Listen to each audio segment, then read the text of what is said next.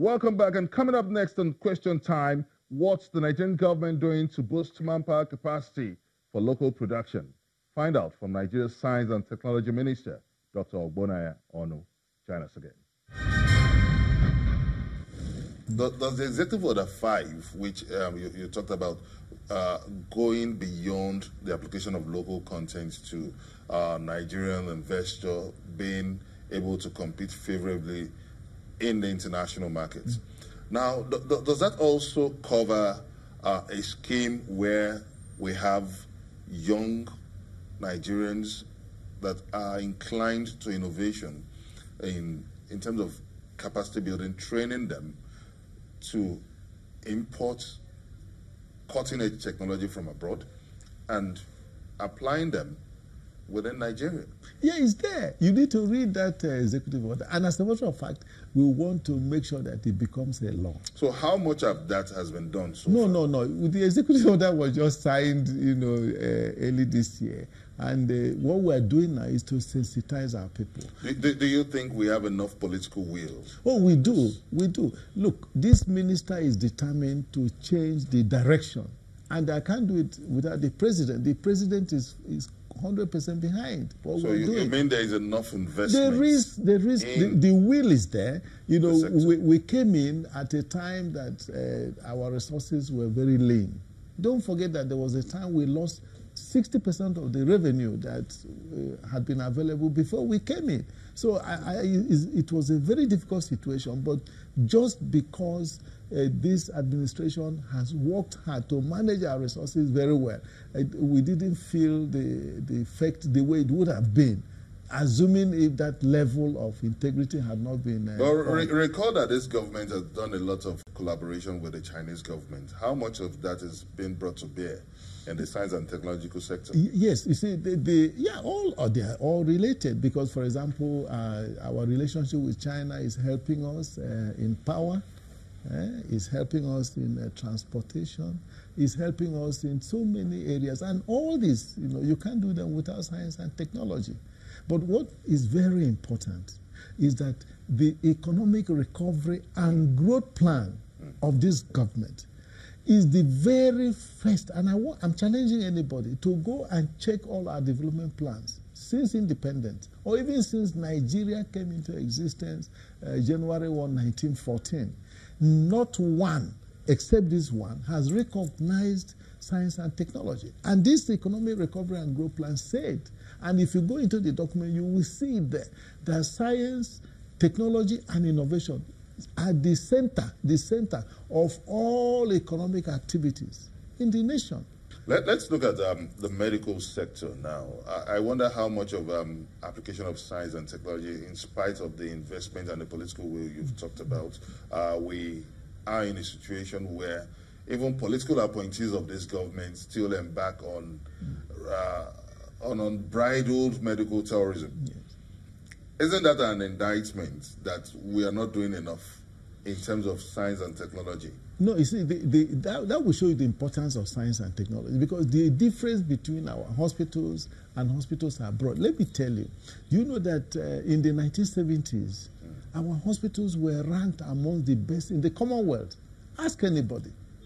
In the 1970s. Why? Because at that time, they had, all the facilities, the equipment and so on. But one thing that people forget is that these equipments, you use in hospitals. If you go to all these developed countries, within the next 1-2 years, you get, new editions. So the ones you are using now will be outdated.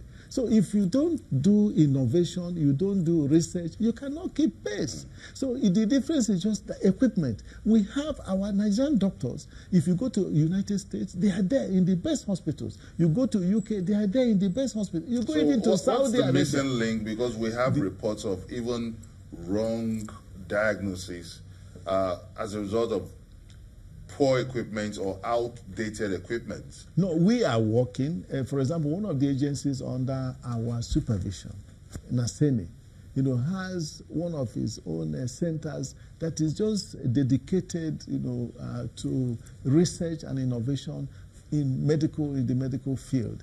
Don't forget that medicine now, it's multidisciplinary. Even our NAFDA, should be working in that area.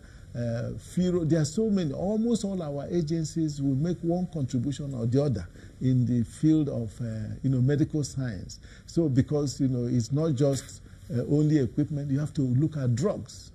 We should be able, and today we import almost all the, most of the drugs we use in the country. We should be able to produce locally. How long will it take us to get to that promised land? Yeah, it will take a long time, but the most important, I think the most important, and that is what we're doing now, is to even let our people know the importance. I think the importance was recognized. That was why this administration was voted in without veering into politics. No. The administration was not voted in because the administration said, okay, you don't think the administration, the public wants this administration to fix the problem? To find lasting solution to the problem? No. The administration is already working to fix the problem. And that's why, look, I'm saying if the public is so intelligent to vote in a responsible government, yes, that means that the problem is not unknown. The problem now is to find a solution to the problem. Let me tell you something. It's important that this case be made. That Nigeria was created in 1914.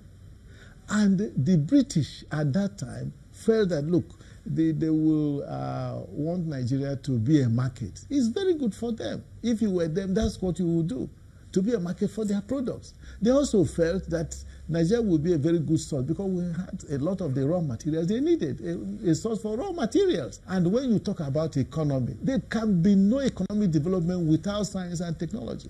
This administration have also mounted intense advocacy on the need to have renewable energy. Yes. So where are we at this point now? Yes, renewable energy is very important for us. Many people don't realize that Nigeria will benefit tremendously. And that's why we're paying attention to it, in the ministry. So what has been done? Yeah, what has been done? We are doing research. We are also doing work. We have we produce panels. So we produce solar panels in Kirishi. Indigenous. Oh yes, production. yes. In Kirishi, just a suburb of Abuja here is the factory. Anytime you. So how many megawatts does that produce? No, it depends on the need. If you see, you design, what happens with solar energy is that, it depends on, if, for example, you have a small house to look at, you make design for it. If it's a bigger facility, so whatever is the design, they'll produce for you. And we are also doing more research to see how we can make these solar cells to be more efficient. So there is need for continuous, this is the point, continuous research and innovation. And this is what will make it, this renewable energy, cheaper. Before we wind down now, Nigeria has also been ravaged by the challenge of insecurity.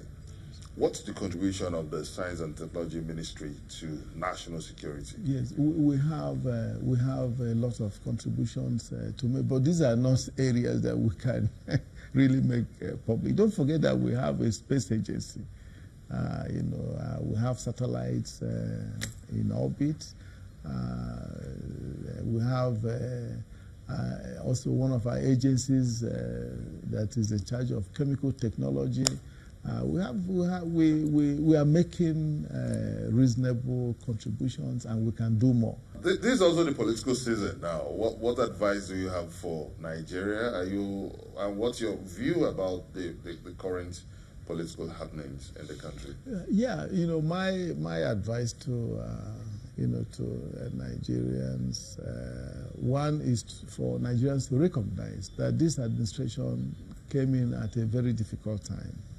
And the president has worked very hard and is working very hard to keep his promises. What about the crisis coming up from the APC primaries? Yes, the crisis now, as a big party,